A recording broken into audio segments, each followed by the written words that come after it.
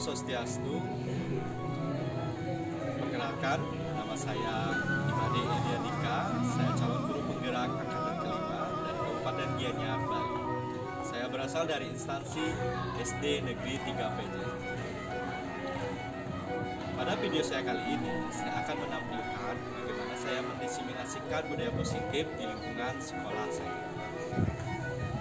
Dalam prosesnya, kami akan berkolaborasi untuk membentuk sebuah program yang menekankan bagaimana budaya positif itu dapat terlaksana setiap harinya. Kita akan berusaha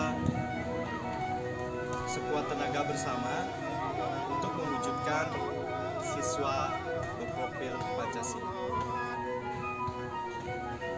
Berikut adalah video diseminasi budaya positif yang saya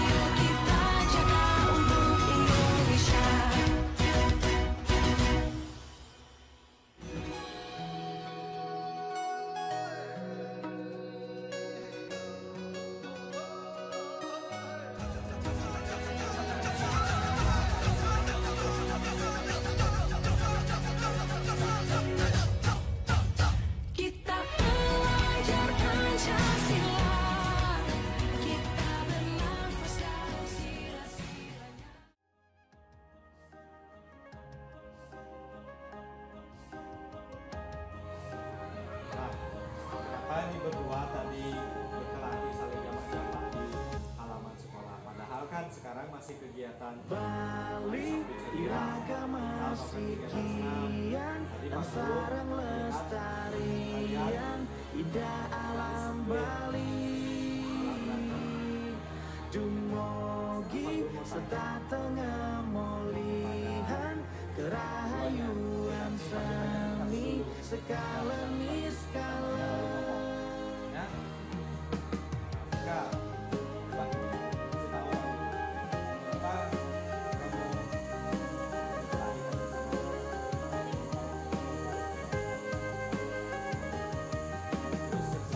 Semeton Bali, irengan tembang puniki, niki wantang untuk Bali, elingan sami, nangun sakit tilo ke Bali, sane kedadosan visi, Bali mangke, semeton Bali sami, ngiring sarang-sarang astiti bakti, jaga alam Bali, manda suci, lan harmoni. tema 2 ini kita akan mempelajari pembelajaran yang baru dari tema sebelumnya. Bali, iragama Nah, di tema kedua ini kita akan belajar tema yaitu tema 2, persatuan dalam perbedaan. Nah, di dalam pembelajaran kita kali ini kita akan mempelajari tentang bagaimana keberagaman yang harus dihargai. nangun sakir tilo ke Bali, nika wantah visi, krama Bali makin elingan. Nangun sakir tilo ke Bali, nika wantah visi, krama Bali makin. Sampunang ragu, sikian mana ngewangun Bali, nunas keceyang widi, Di pas belajar, manda jagat Bali, kemari palo jinawi, berdasar nangun sakerti, lo ke Bali. Nah, sama Rafa juga bilang bahwa Cayono ikut. Nah, baik Cayono, ya semua siswa pasti pernah merasakan bosan seperti itu ya saat belajar. Bapak juga kalau bosan, mengantuk seperti itu, biasanya tidak konsentrasi dalam belajar. Sama seperti kamu. Ketika sudah konsentrasi, yang mengandung makna kita menjaga bisa kesucian dan lepas keharmonisan kendali alam seperti ya. Bali beserta isi Mungkin karena kamu bosan, terus kamu ingin ada yang memperhatikan, lalu kamu mengganggu Pika yang sedang konsentrasi belajar. menuju kehidupan kramo Rasanya itu dan tidak bumi boleh Bali ya. sesuai dengan prinsip Trisakti Bung Karno, berdaulat secara politik, berdikari secara ekonomi, dan berkepribadian dalam kebudayaan melalui pembangunan secara terpola, menyeluruh, terencana, terarah, dan terintegrasi dalam bingkai negara kesatuan Republik Indonesia. Elinga nangun sakerti loke Bali, pola pembangunan semesta berencana menuju Bali era baru. Sebenarnya kenapa kamu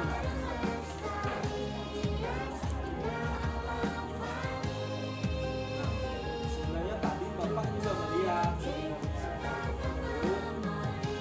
bisa diam artinya sudah juga tadi belajar bisa yang bagus ya. Bali iragama siki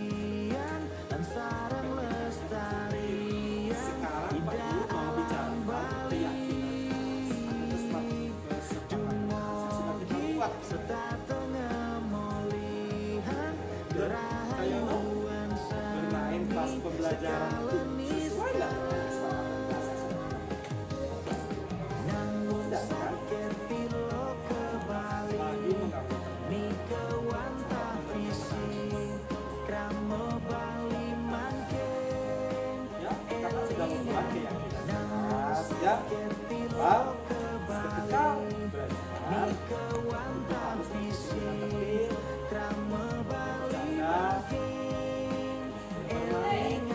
sudah tahu kesalahan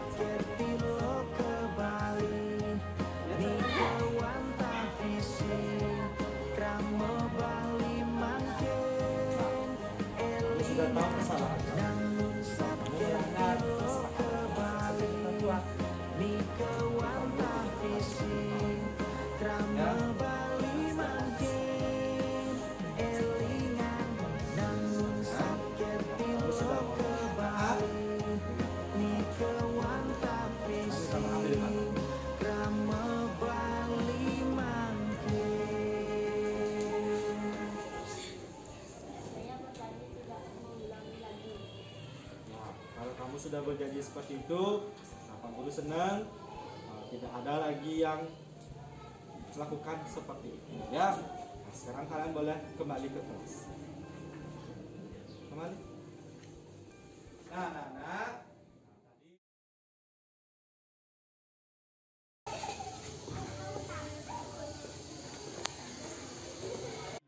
Loke Bali.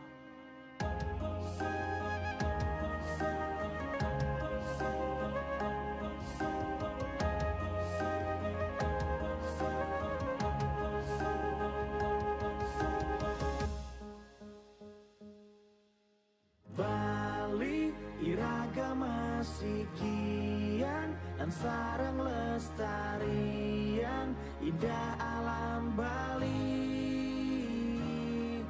Dumogi sedatengah molihan kerahayuan semi sekala niskala.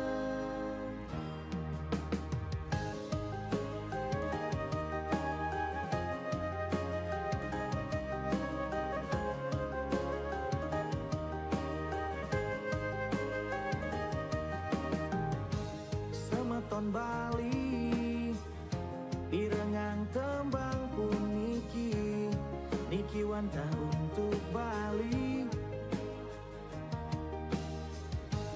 elingang sami nangun satker tilo ke Bali sane kedadosan visi Bali mangke semeton Bali sami ngiring sarang-sarang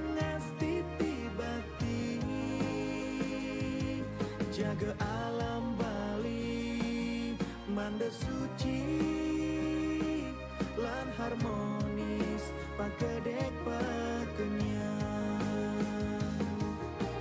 Bali iragama sikian lan sarang lestarian indah alam Bali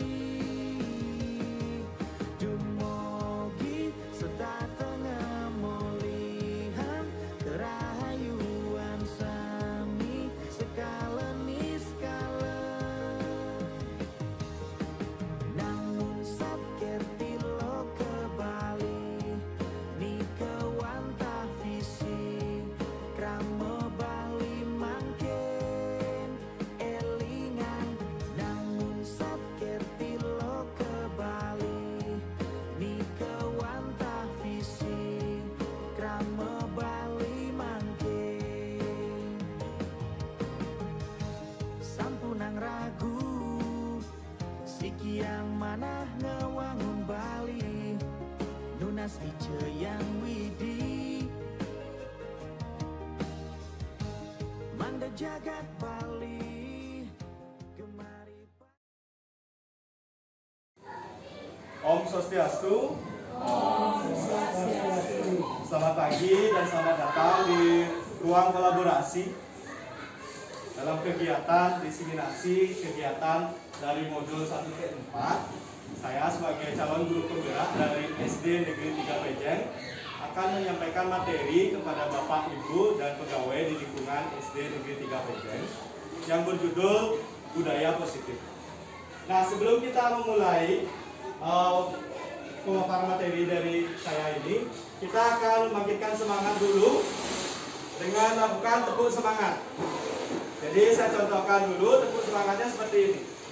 Tepuk semangat. Semangat. Semangat. Gitu ya. Bisa dimengerti? Baik. Lebih baik kita berdiri dulu. Nah, biar lebih semangat. Kita tepuk semangat bersama-sama. Tepuk semangat. Semangat. Semangat. Ya. Masih tetap berdiri. Nah, jadi kita sebelum melakukan penerimaan materi, kita melakukan kegiatan stretching di awal, nanti di pertengahan dan juga di akhir. Jadi biar kegiatan ini menyenangkan. Ya, kalau saya menyebut selamat pagi, tepuknya seperti ini. Selamat pagi. Nanti saya akan potong menjadi siang, malam, tidak boleh tepuk. Jadi kita berkonsentrasi bersama-sama. Kita coba ya. Pagi, pagi, siang, siang, siang, pagi, malam. Jadi kayak gitu. Kita ulang lagi sekali. Selamat malam. Ya, baru pertama udah perlu ditingkatkan konsentrasinya ya. Selamat siang, siang, pagi, pagi, malam. Pagi malam ya. Sebenarnya dibuat kegiatan seperti ini itu untuk melatih konsentrasi. Nah, biar enggak saya yang mau menyampaikan, kita perwakilan satu-satu. Mungkin Wahyu boleh mengetes kita gitu ya. Yuk Wahyu. Pagi, malam, siang, pagi, malam. Ya cukup ya. Silakan duduk. Nah, setelah kegiatan pertama dilakukan, kita akan lanjut ke pemaparan materi. Tapi sebelumnya kita mengawali semua kegiatan ini dengan berdoa bersama menurut kepercayaan dari teman-teman semua. Saya mimpin doa menurut kepercayaan masing-masing. Berdoa dipersilakan.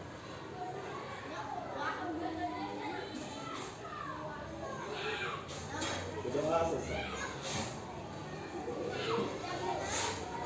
Baik, mohon izin Bapak Kepala Sekolah dan Dewan Guru semua. Saya disclaimer, pemaparan materi saya hari ini, saya tidak menggurui Bapak Ibu. Nah, ini hanya tugas dari pendidikan guru penggerak yang saya jalani untuk mendiseminasi ilmu-ilmu yang saya dapat dalam pendidikan, sehingga kita bisa sebarkan bersama, kita berkolaborasi untuk membentuk yang judulnya budaya positif. Perkenalkan, saya Imade Diandika, saya CGP Kabupaten Gianyar dari SD Negeri 3 PJ. Kita akan membahas sedikit tentang budaya positif. Apa itu budaya positif?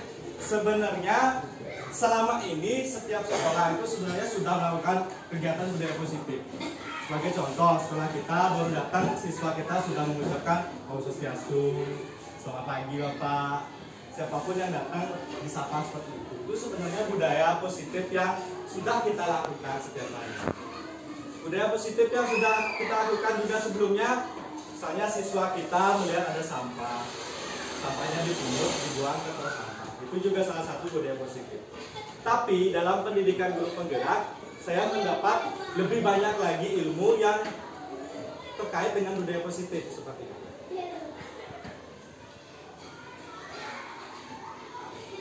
Nah, budaya positif Ki Hajar Dewantara mengumpamakan sekolah itu sebagai ladang tempat persemaian dari bibit.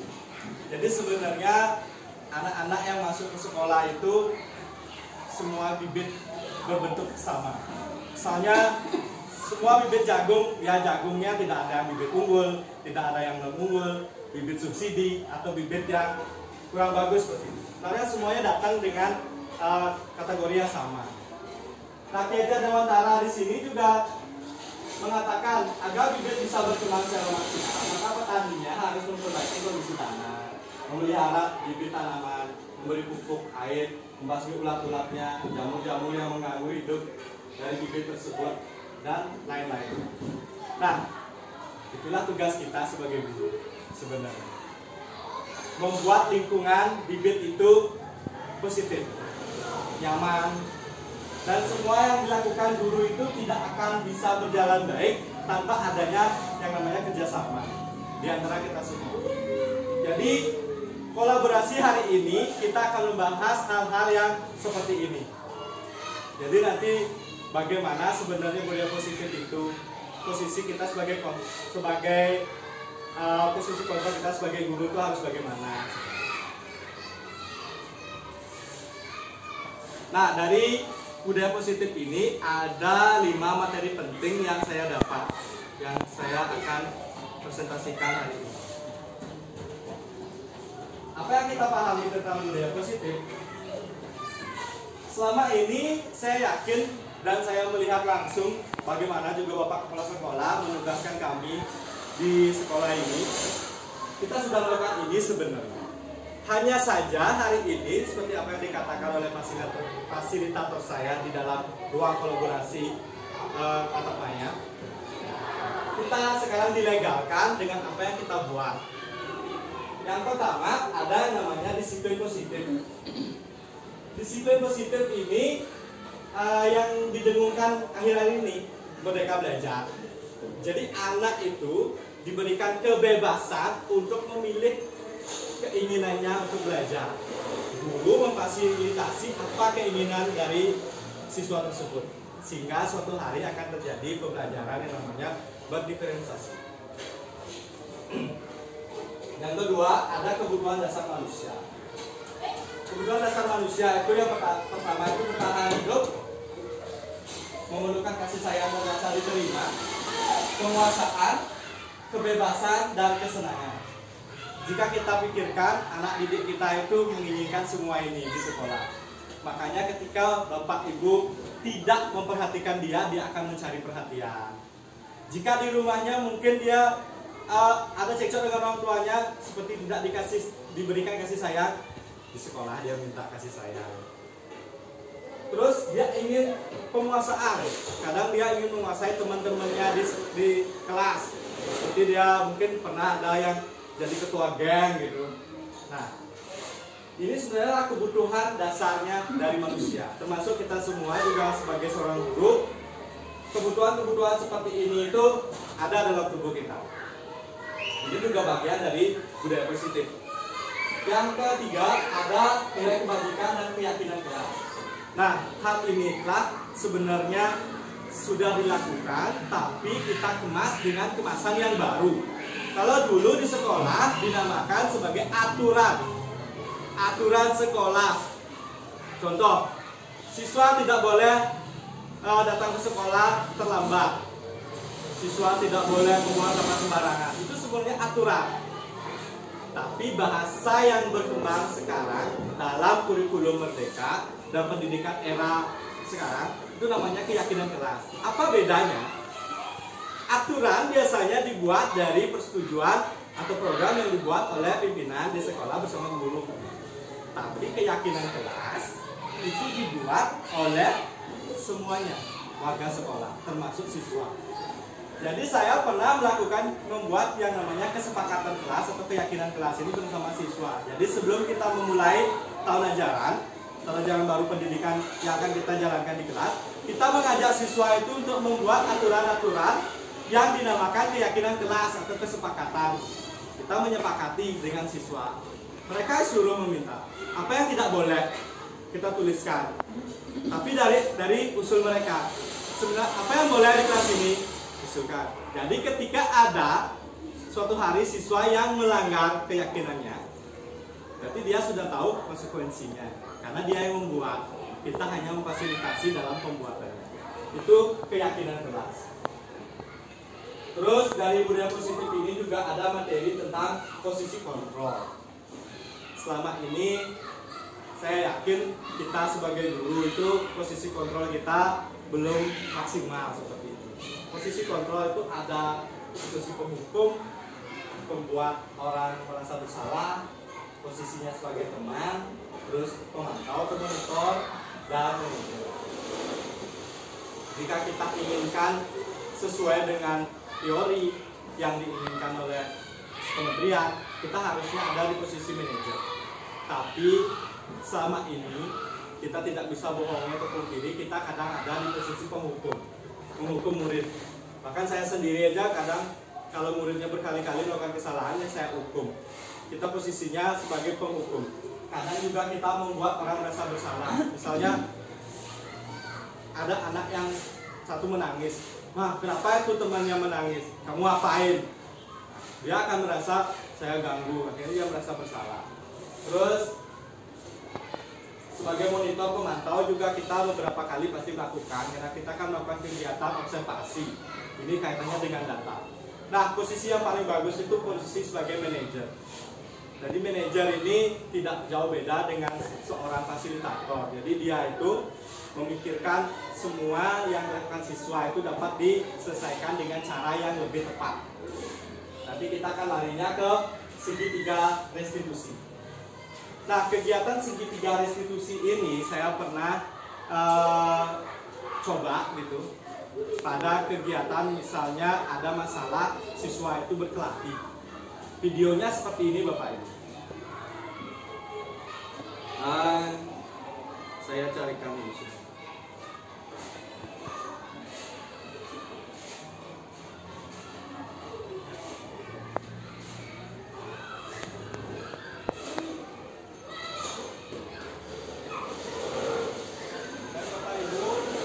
Saya lanjutkan materinya. Kita berbicara tentang segitiga restitusi. Sebenarnya segitiga restitusi itu apa? Mengapa kita harus memperdalam segitiga restitusi ini dan mengapa ini sangat penting? Saya membuat tugas demonstrasi kontekstual kemarin dalam bentuk sebuah peragaan dari siswa. Ini hanya acting, tapi di sini ada beberapa part dari video ini yang kita akan bahas. Kita putar ya.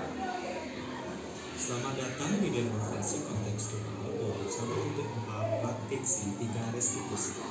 Perkenalkan, nama saya Imade Ediandika, saya CGP dari Kabupaten Gianyar, asal dari instansi SD Negeri 3 Peja. Dalam demonstrasi kontekstual ini, kita akan melakukan praktik segitiga restitusi dalam menyelesaikan sebuah permasalahan yang ada di sekolah. Ketika di sekolah, kita melakukan kegiatan satu. Ini ceritanya seperti ini. Jika ada kasus yang seperti ini, kita bisa lakukan dengan segitiga restitusi. Berkelahi dengan saling menjatuhkan diri. Siswa tersebut bernama Pika dan Mita. Mita menangis sangat keras karena masker dan jahitan dengan bajunya robek dicekik oleh Pika. Di kelas 6, kita telah membuat kesepakatan kelas bahwa kita satu sama lain harus saling peduli dan menghargai serta tidak boleh berkelahi. Sehingga perbuatan Pika dan Mita perlu melakukan penyelesaian dengan segitiga restitusi karena bertentangan dengan kesepakatan kelas yang sudah kita buat.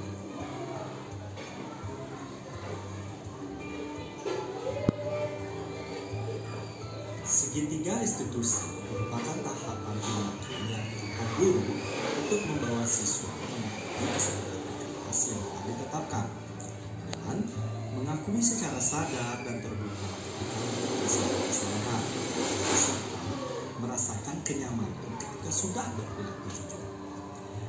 3 langkah dari tahapan segitiga restitusi yaitu menstabilkan identitas, validasi tindakan yang salah, dan menanyakan keyakinan. Pika Mamita, mengapa kalian saling jambak? Padahal kan semua siswa sedang senang. Sebenarnya apa sih yang terjadi nih? Dia yang duluan sama saya, Pak, sampai mata saya kena.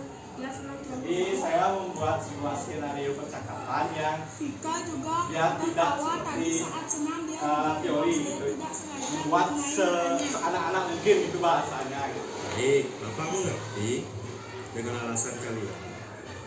Tapi kan tidak perlu saling jambak seperti itu kan? Masker saya juga ditarik oleh Vika, Pak, sampai itu. Saya sebenarnya tidak sengaja, Pak, tapi Mita malah ambil rambut saya karena sakit. Saya ikut jambak rambut Mita. Coba kalian berdua pikirkan sekarang. Apakah berantem, saling jamak rambut seperti tadi itu sesuai dengan kesepakatan kelas yang sudah kita buat? Tidak, Pak. Nah, baiklah anak-anak Pak Guru. Kalau kalian merasa bahwa itu tidak sesuai dengan kesepakatan kelas yang sudah kita buat, harusnya Bapak juga tidak mau menyalahkan satu dari kalian. Dari ada kalimat kita tidak bisa menyalahkan satu dari mereka. Jadi ketika menyelesaikan masalah berantem seperti ini, kita tidak langsung menjudge si siswa dengan kata-kata yang menyalahkan satu belah pihak, karena kita harus mendalami dulu siapa yang bersalah, terus apa motif dari permasalahan ini. Kita tidak jauh beda seperti detektif seperti itu sebenarnya. Jadi di kegiatan menstabilkan identitas ini kita membuat siswa itu tenang dulu. Jadi kita pikirkan di sini Bapak juga pernah salah, Bapak juga dulu waktu kecil pernah berantem. Tapi memang kegiatan ini kita harus pikirkan lebih jauh, pikirkan bagaimana risikonya. Ini di menstabilkan identitas agar si siswa itu tidak merasa dipojokkan dia. Terus ada tahapan berikutnya, kita percepat aja. Dapat saling menjambak. Validasi tindakan yang salah artinya kita menanyakan kembali kepada siswa apakah benar dia melakukan itu. Takutnya di SD itu ada sistem seperti ini, siswanya tidak melakukan tapi dituduh oleh temannya melakukan. Jadi kita harus validasi dulu sebelum kita memberikan treatment yang tepat pada masalah ini. Ini tahapan kedua dari segitiga restitusi. Dan yang terakhir ada tahapan menanyakan keyakinan. Nah, di sini sebenarnya setelah ada fase kompleksnya, kita redakan pada tahap ini. Menanyakan keyakinan kelas, kita lihat percakapannya sebentar. Kan bicara tentang keyakinan kelas yang sudah kita sepakati. Apakah ada yang kalian tidak patuhi? Ya, Pak, saya mengikuti yang lain. Di sini kita menanyakan tentang bagaimana dia ingat gak tentang kesepakatan kelas yang dibuat. Tanyakan kepada siswa apakah ada kesepakatan kelas yang kamu ingkari dengan perbuatan yang sudah dilakukan. Biasanya siswa jika dia sesuai dengan teori seperti itu ya Bapak Ibu, dia akan dia tahu kesepakatan kelasnya bahwa dia melanggar hal ini. Di sini ada penyelesaian masalah pada akhirnya seperti ini. Jika salah, maafkan saya. Baiklah, sekarang Bapak ingin tanya kepada Pika. Pika, masker Mita kan putus talinya karena kamu tarik. Nah, sehingga dia menangis sekarang. Apa yang akan kamu lakukan dengan perbuatan kamu ini? Pika, apa yang bisa dilakukan oleh Pika supaya kamu selesai menangis dan memaafkan kesalahannya Pika? Saya tidak punya masker lain, Pak. Jadi selama di sekolah saya harus dipakai masker saya, ingin masker yang baru. Nah, Mita ingin masker yang baru. Pika?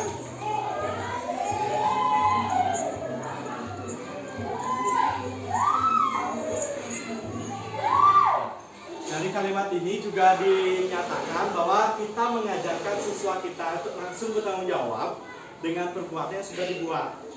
Sehingga kita yang menggiring mereka, seperti saya menanyakan, Pika, apa yang kamu akan lakukan setelah kejadian ini? Kamu merusak atau memutuskan maskernya dari Mita. Terus kita tanya juga Mitanya, Mita, apa yang harus dilakukan Vika agar kamu bisa berhenti menangis dan tidak mengingat masalah ini kembali. Akhirnya saya buatkan skenario Vika mengganti maskernya Mita dan Mita menerima, akhirnya diselesaikan dengan cara yang lebih damai gitu. Jadi tidak ada drama-drama nangis berkepanjangan atau sampai rumah dia bilang sama orang tuanya. Jadi permasalahannya selesai di sekolah. Seperti itu penyelesaian segitiga restitusi. Nah, baiklah, itu Vika akan mengganti masker kamu yang putus ya.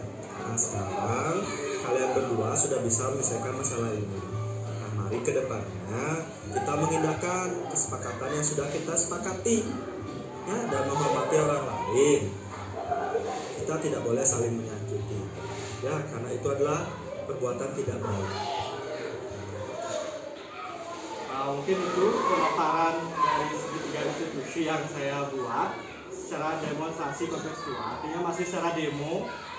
Jadi semoga kedepannya bisa menerapkan hal ini bersama-sama dengan Bapak Ibu guru di sekolah. Memang berat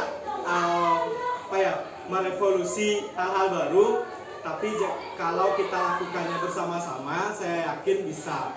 Apalagi di sekolah ini ada 2 CGP seperti itu. Jadi ada saya, ada Bapak Guru Wijanata juga, dan sisa guru lain juga sama hebatnya sebenarnya. Jadi untuk melakukan hal seperti ini kita bisa bertahap sambil belajar bersama. Lagi saya tekankan, saya tidak menggurui, tapi ini adalah proses kolaborasi kita untuk kemajuan pendidikan di SD ini. Nah, budaya positif kalau tidak diaplikasikan ke dalam kegiatan nyata seperti itu. Sebenarnya di sekolah ini kan saya 5 tahun bertugas di sini, sudah banyak hal positif yang saya temui dari bagaimana siswa itu berperilaku seperti itu, dan guru-guru pun memberikan hal yang maksimal kepada siswa dalam proses pendidikannya.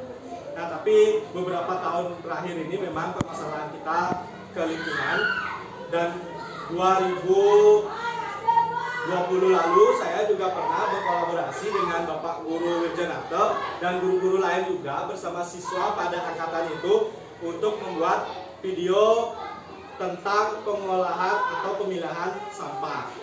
Nah, kita akan melanjutkan program itu. Jadi saya sendiri akan membudayakan budaya positif tentang lingkungan tersebut. Saya juga sudah berkolaborasi sebelumnya bersama Bapak Kepala Sekolah dan mendapat izin untuk penerapan ini.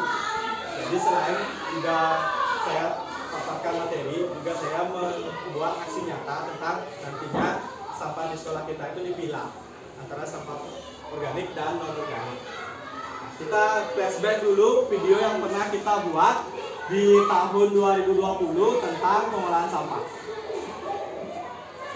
Jadi ini juga bisa sebagai media edukasi.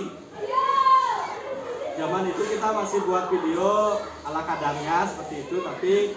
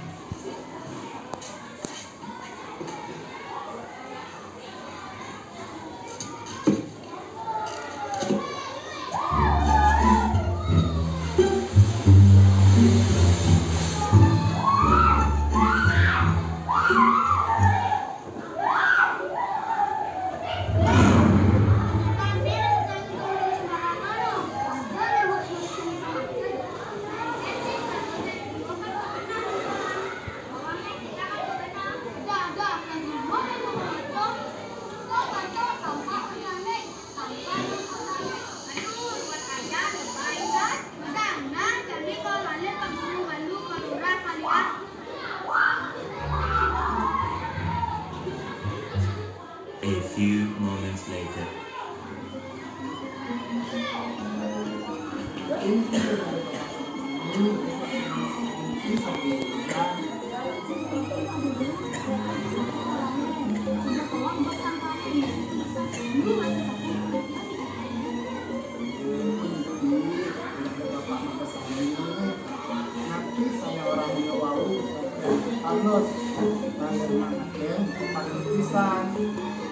Videonya skripnya cuma dibuat 1 jam, langsung nyari talent gitu.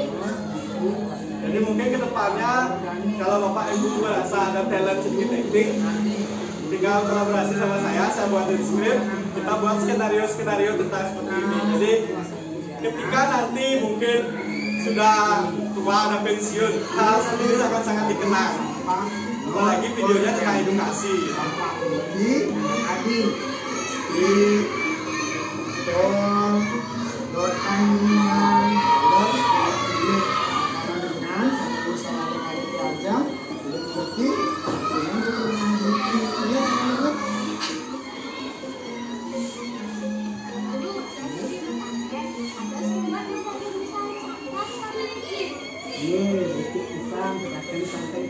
Sampah organik, kalau sampah non organik itu jadi biasa. Jadi sampah organik itu sampah sanai bersidang terurai. Itu sampah terus pengambilan itu sampah non organik. Sampah sanai membuat terurai. Terus makin Peraturan Gubernur Nomor 97 Tahun 2018 Indeks Penimbunan Sampah Plastik. Wali Kasapuniko sami harus menjaga kebersihan lingkungan Irado sekarang segini. Kenapa rekan-rekan sanggup?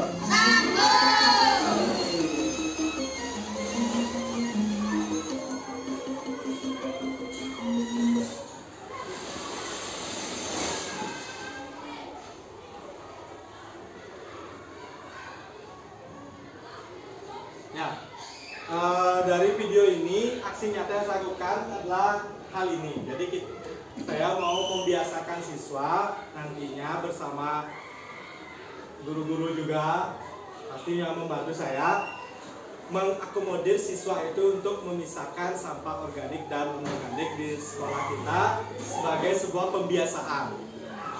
Hal ini juga salah satu dari bagaimana budaya positif di sekolah kita itu tentang lingkungan. Kalau masalah lain-lainnya, saya yakin sudah dilakukan.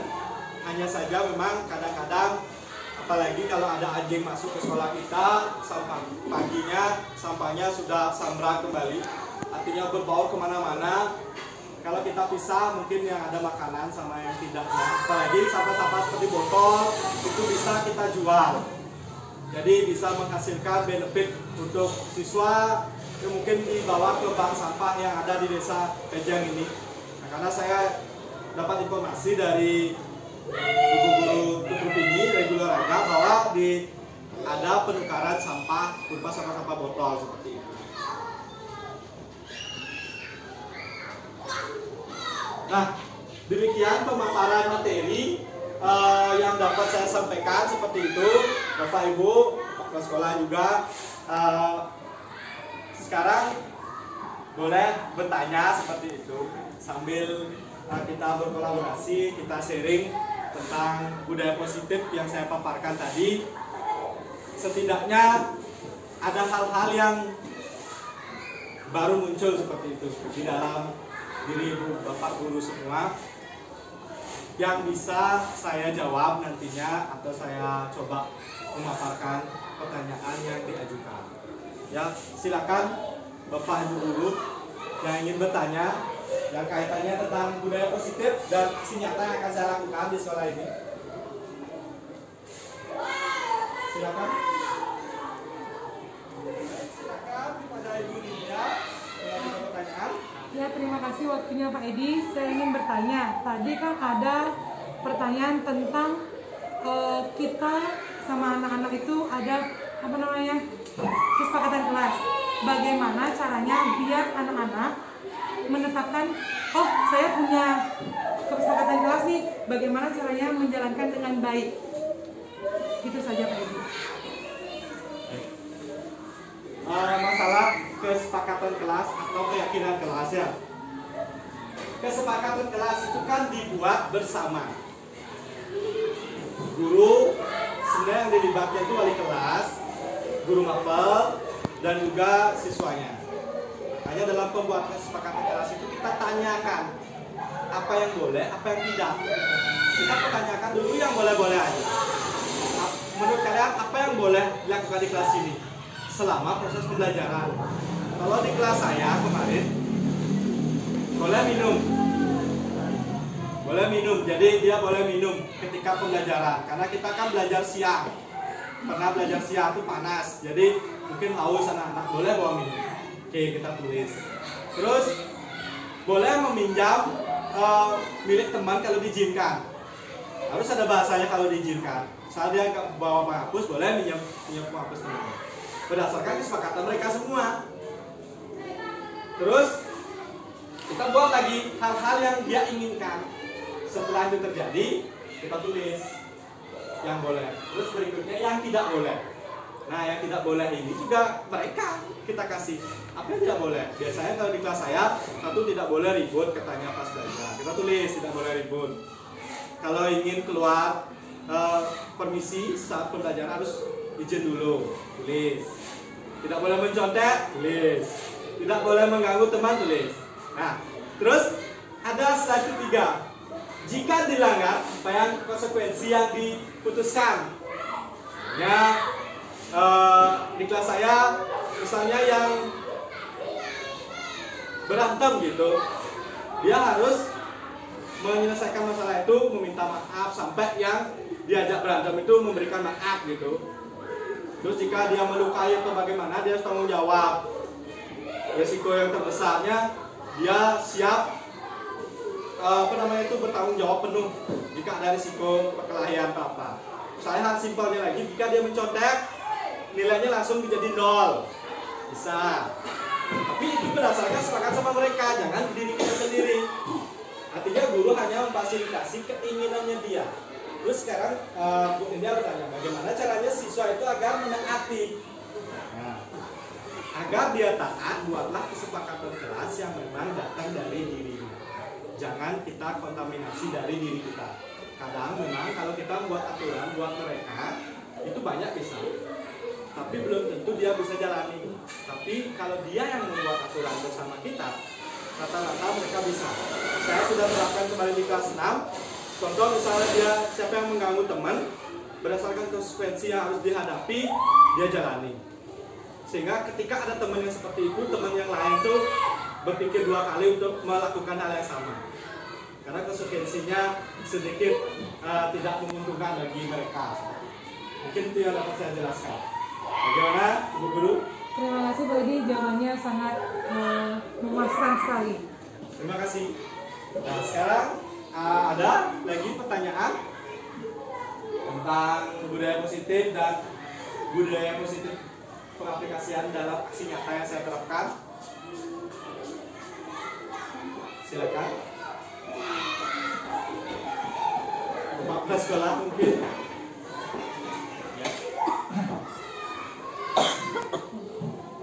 Ya, makasih atas kesempatan yang setelah saya mendengarkan pemaparan tadi, ya, apa yang saya positif yang tadi programkan ya dari CDP yang kali dijalankan hari ini. Pertama sekali saya selaku kepala sekolah ya di SD 3 PDN ini mengucapkan terima kasih karena ini program bagus sekali kalau menurut saya. Apa yang disampaikan tadi, budaya positif yang diterapkan ya mulai di kelasnya masing-masing dulu ya akan menular ke kelas yang lain. Seperti apa yang disampaikan tadi, itu pada kesempatan ini saya selaku kepala sekolah mengapresiasi apa yang disampaikan tadi itu. Apalagi ada pertanyaan tadi, bagaimana cara kita menerapkan yang dinamakan kesepakatan kelas seperti tadi. Setelah juga disampaikan dengan gamblang sekali, ya dengan timbul dari anak-anak sendiri, maka dia yang membuat, dia yang akan menjalankan, konsekuensinya juga dia yang akan menerapkan. seperti itu. Nah, selain daripada itu, ya, kalau kita perhatikan apa yang disampaikan tadi, itu kesepakatan kelas sebenarnya hampir mirip dengan aturan sekolah yang sudah pernah kita laksanakan, namun itu menjurus ke secara umum. Tapi seperti apa yang disampaikan tadi itu belum tentu akan bisa dijalankan oleh siswa kita. Nah, karena ini sudah siswa yang membuat, dia yang akan laksanakan, itu akan lebih tercapailah apa yang kita inginkan. Itu cuma apresiasi saja yang saya sampaikan. Terima kasih. Baik, terima kasih Bapak Kepala Sekolah atas apa yang sudah saya paparkan, terus mendapat apresiasi dari Bapak. Saya bertegas kembali, saya tidak bisa melakukan ini sendiri. Kita perlu kolaborasi bersama. Semua komponen di sekolah ini sangat penting. Jadi kedepannya jika terjadi di kelas 6 akan terjadi juga di kelas 5, akan terjadi juga di kelas 4, 3, 2, 1. Itu yang saya harapkan. Jadi proses pendidikan guru penggerak ini walaupun saya belum tamat seperti itu, tapi selama prosesnya saya sudah banyak menyimpan harta karun yang mungkin nantinya akan kita buka bersama. Jadi ini bukan untuk saya sendiri, karena kan kita tahu perkembangan pendidikan ke depan itu sering berubah-ubah. Jadi setiap ada ilmu baru kita jalani bersama. Kesepakatan kelas ini saya yakin semua kelas bisa menjalankan, karena ini penting. Ada guru bertanya, apakah memungkinkan di kelas 1? Memungkinkan. Makanya mengapa kita tidak bisa melakukan aturan kelas itu secara global untuk kelas 1 sampai kelas 6? Karena di kelas 1 itu kan karakteristiknya sangat jauh berbeda dengan anak kelas 6. Sehingga kita buatkan mereka. Misalnya, apa yang boleh lakukan? Mereka meminta boleh bermain. Kita harus akomodir tuh. Siswa boleh bermain dengan cara membuat pembelajaran permainan gitu. Apalagi di KM ya, kurikulum Merdeka sekarang ini, saya lihat ada permainan tradisional yang harus dikembangkan. Jadi kemarin ketika saya berkolaborasi dengan kelas 4, Bapak, kelas 6 dan kelas 4 berkolaborasi, kebetulan kita memanfaatkan permainan tradisional galo-galo. Jadi kita ajak mereka bermain galo-galoan. Kan mereka ada satu konsep yang kita ambil dari kebutuhan dasarnya si anak, yaitu kesenangan. Saya lihat mereka senang, saya melihat mereka gembira. Jadi budaya positifnya secara tidak langsung sudah kita lakukan sebenarnya. Jadi hal-hal itu yang bisa dilakukan. Jadi kalau misalnya siswanya sudah suntuk, banyak kayaknya tidak bisa memasukkan materi lagi, kita ajak mereka bermain. Tapi bermainnya yang ada kaitannya dengan kurikulum. Karena kemarin memang UKM itu membuat sebuah kesepakatan mungkin harus memunculkan kembali permainan tradisional. Kita ajak permainan tradisional apa? Karena Bali kan banyak. Itu anak SD itu banyak sekali. Galo-galo itu yang seru. Terus meong-meong juga anak kelas 1 juga seru. Terus main curi-curi. Masih banyak lagi yang bisa kita lakukan. Jadi saya tekankan ini adalah kesempatan kita berkolaborasi untuk menjalankan program-program menarik yang ditawarkan dari kementerian. Baik, setelah ada pertanyaan dari Bu India dan juga bagaimana tanggapan dari Bapak Kepala Sekolah, mungkin sekarang ada lagi pertanyaan yang ingin diajukan atau tanggapan mungkin dari Bapak Bujenata sebagai sama CGP. Baik, terima kasih atas kesempatannya. Ada Pak Edi selaku pemberi presentasi pada kegiatan siang hari ini. Om Swastiastu. Om Swastiastu. Setelah tadi saya menyimak apa yang sudah disampaikan oleh Bapak Edi, saya sepakat, saya setuju dengan apa yang sudah dipaparkan bahwa seorang calon guru penggerak itu tidak bisa melakukan semua penerapan atau pengaplikasian materi-materi yang sudah didapatkan tanpa bantuan Bapak Ibu sekalian. Jadi bagaimana kita menggerakkan sebuah lingkungan sekolah yang menerapkan nilai-nilai budaya positif itu harus kita lakukan secara bersama-sama. Demikian yang dapat saya sampaikan. Terima kasih. Baik, terima kasih Bapak Pujanata. Yang sepakat dengan apa yang saya sampaikan juga bahwa kita berkolaborasi, kita tidak bisa bergerak sendiri karena moto dari guru penggerak itu adalah bergerak baru menggerakkan. Kita bergerak dari diri sendiri baru kita bisa menggerakkan. Apa yang kita gerakkan? Komunitas praktisi kita. Kalau saya di sekolah, komunitasnya Bapak Ibu guru, siswa, pegawai, dan semua warga sekolah. Jika kita sudah mampu menggerakkan di lingkungan sekolah, baru kita menggerakkan komunitas lebih besar, sekolah-sekolah sekitar.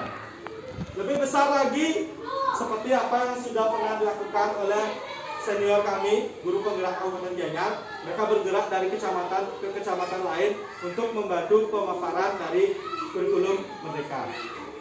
Lebih besar lagi jika berprestasi bisa sampai lebih tinggi. Nah, jadi itu fungsi dari pendidikan guru penggerak. Sebenarnya kita diajak untuk bergerak bersama. Hanya saja beruntungnya saya sama Pak Berjanate lulus dari Kecamatan Taksiring mendapatkan kesempatan untuk mengikuti pendidikannya. Dan tidak mungkin juga tahun-tahun berikutnya atau di pada angkatan 8, 9, 10 ada lagi Bapak Ibu guru yang di sekolah ini menginginkan ikut sebagai calon guru penggerak.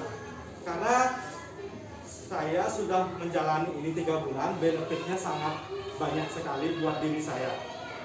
Bukan hanya untuk diri saya, bagi siswa nantinya.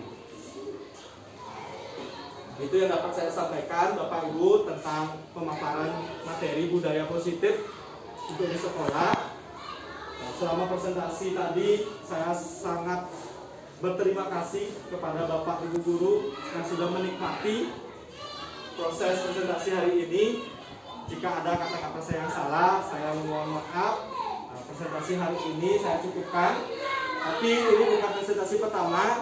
Saya harapkan nanti saya bisa diberi kesempatan untuk presentasi berikutnya di modul-modul berikutnya, dan Bapak Ibu guru memiliki waktu luang untuk ikut memeriahkanlah dulu presentasi kita hari ini, dan ada ilmu-ilmu yang bisa didapat.